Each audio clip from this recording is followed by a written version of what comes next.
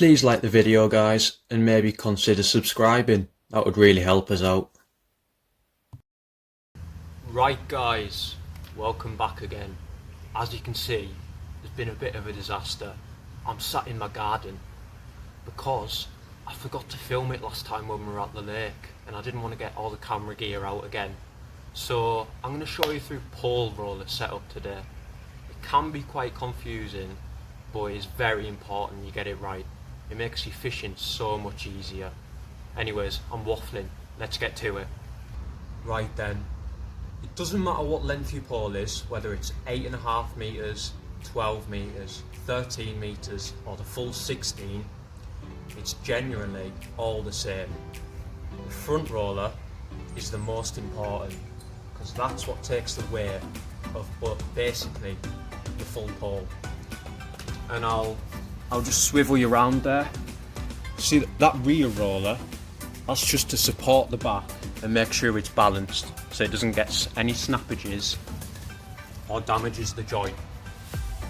The most important thing to do is to find the centre of mass of your pole. And I know that sounds all scientific and confusing, but it's quite easy. So pretend we're shipping out in the lake, because I can't really fish in my garden. So we're going to ship out, then just with the finger, well, I've got it spot on that time, you just find where your pole wants to be balanced. Just on the index finger, and as you can see, when you move it this way, that end wants to swing up. And too much this way, the opposite happens. So you need to get it spot on, right in the middle. And that's it there. So now we know where it wants to rest on the front roller. Now we know where we want the front roller, because this point here is where the pole is balanced. So that goes on there. Now we know where we want the front roller, we can move on to the rear roller. And with the rear roller, it's not as important as the front one. The front one takes all the weight of the pole, finds the centre of balance. And the back one, it's just to simply balance it and stop it from sagging so you don't get any damage on your joints.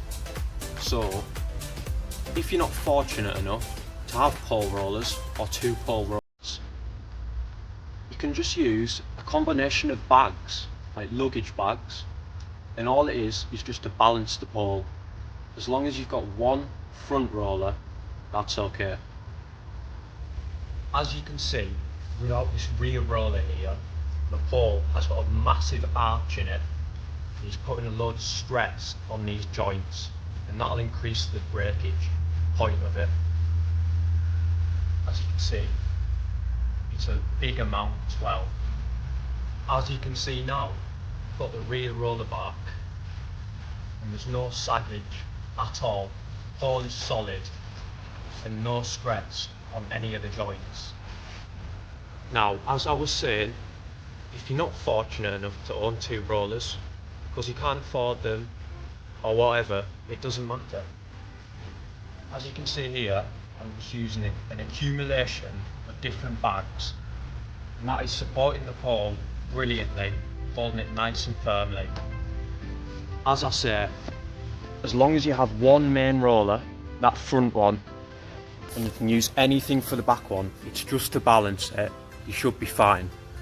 Now, in my personal opinion, I think this is the most important thing for your roller setup. It's called a pole sock. As you can see, I've got the Guru one, it's a double one, plenty of space, so it's absolutely brilliant. And all it's for, on them windy days, is just to support your pole and hold it. It really does eradicate the chance of any damages to it, especially on these fragile top sections. Right guys, that's it. Just a short little video today showing my roller setup. I hope you enjoyed, I hope you learned something, and I hope you can take it into your own fishing. Now, we've got a few big videos coming up soon, so stay tuned for them. And please subscribe, that would mean the absolute world to me and Nick. to try and reach our goal of 1,000 subscribers. Thanks for watching, guys. See you in the next one.